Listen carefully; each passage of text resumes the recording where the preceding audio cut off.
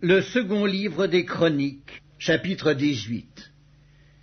Josaphat eut en abondance des richesses et de la gloire, et il s'allia par mariage avec Akab.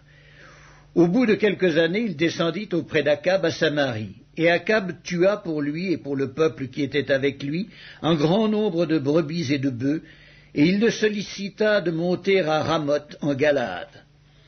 Akab, roi d'Israël, dit à Josaphat, roi de Juda, « Veux-tu venir avec moi à Ramoth en Galaad » Josaphat lui répondit, « Moi comme toi et mon peuple comme ton peuple, nous irons l'attaquer avec toi. » Puis Josaphat dit au roi d'Israël, « Consulte maintenant, je te prie, la parole de l'Éternel. » Le roi d'Israël assembla les prophètes, au nombre de 400, et leur dit, « Irons-nous attaquer Ramoth en Galaad, ou dois-je y renoncer » Et ils répondirent, « Monte, et Dieu la livrera entre les mains du roi. » Mais Josaphat dit, « N'y a-t-il plus ici aucun prophète de l'Éternel par qui nous puissions le consulter » Le roi d'Israël répondit à Josaphat, « Il y a encore un homme par qui l'on pourrait consulter l'Éternel, mais je le hais, car il ne prophétise rien de bon, il ne prophétise jamais que du mal.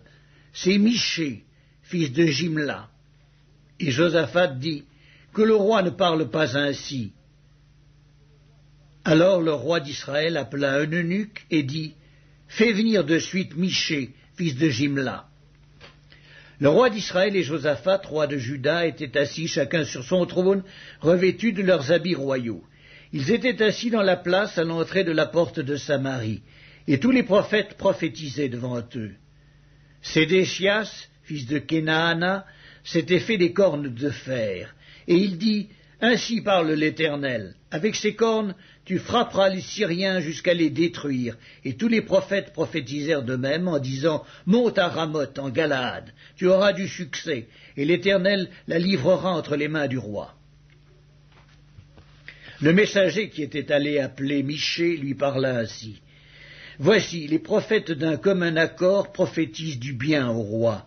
Que ta parole soit donc comme la parole de chacun d'eux, annonce du bien. » Michée répondit, « L'Éternel est vivant, j'annoncerai ce que dira mon Dieu. » Lorsqu'il fut arrivé auprès du roi, le roi lui dit, « Michée, irons-nous attaquer Ramoth en Galaad, ou dois-je y renoncer ?» Il répondit, « Montez, vous aurez du succès, et ils seront livrés entre vos mains. » Et le roi lui dit, « Combien de fois me faudra-t-il te faire jurer de ne me dire que la vérité au nom de l'Éternel » Michée répondit, « Je vois tout Israël dispersé sur les montagnes, comme des brebis qui n'ont point de berger. Et l'Éternel dit, « Ces gens n'ont point de maître, que chacun retourne en paix dans sa maison. » Le roi d'Israël dit à Josaphat, « Ne te l'ai-je pas dit? Il ne prophétise sur moi rien de bon, il ne prophétise que du mal. » Et Michée dit, « Écoutez donc la parole de l'Éternel. J'ai vu l'Éternel assis sur son trône, et toute l'armée des cieux se tenant à sa droite et à sa gauche.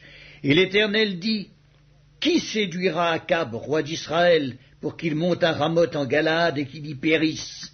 Ils répondirent, l'un d'une manière, l'autre d'une autre.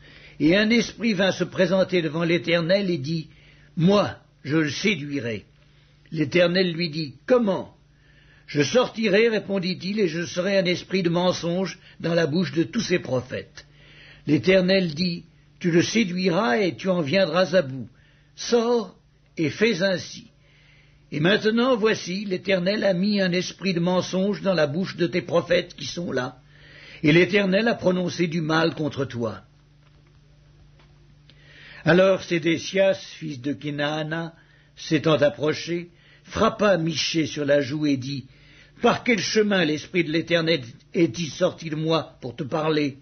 Michée répondit, « Tu le verras au jour où tu iras de chambre en chambre pour te cacher. » Le roi d'Israël dit, « Prenez Michée et emmenez-le vers Amon, chef de la ville, et vers Joas, fils du roi. Vous direz, ainsi parle le roi. Mettez cet homme en prison et nourrissez-le du pain et de l'eau d'affliction, jusqu'à ce que je revienne en paix. » Et Michée dit, « Si tu reviens en paix, l'Éternel n'a point parlé par moi. » Il dit encore, « Vous tous, peuple, entendez. Le roi d'Israël et Josaphat, roi de Juda, montèrent à Ramoth en Galade. Le roi d'Israël dit à Josaphat, « Je veux me déguiser pour aller au combat, mais toi, revêts-toi de tes habits. » Et le roi d'Israël se déguisa, et ils allèrent au combat. Le roi de Syrie avait donné cet ordre au chef de ses chars. « Vous n'attaquerez ni petit ni grand, mais vous attaquerez seulement le roi d'Israël. » Quand les chefs des chars aperçurent Josaphat, ils dirent, « C'est le roi d'Israël », et ils l'entourèrent pour l'attaquer. Josaphat poussa un cri, et l'Éternel le secourut, et Dieu les écarta de lui. Les chefs des chars, voyant que ce n'était pas le roi d'Israël, s'éloignèrent de lui.